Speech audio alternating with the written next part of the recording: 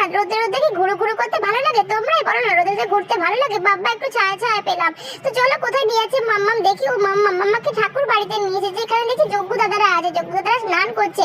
তো আজকে রথ, সেই জন্য মাম্মা আমাকে যজ্ঞ দাদার বাড়িতে নিয়ে এসেছে। তো এখানে যজ্ঞ দাদা স্নান করছে, যজ্ঞ দাদা স্নান হয়ে গিয়ে মোছামুছি কাজ চলছে।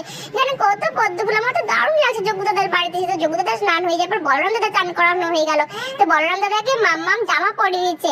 তো মাম্মাম জামা পরাচ্ছে, তো কি সুন্দর দেখো মাম্মাম এখানে বলরাম দাদা গয়নাও পরিয়ে দিচ্ছে, মালা পরিয়ে দিচ্ছে।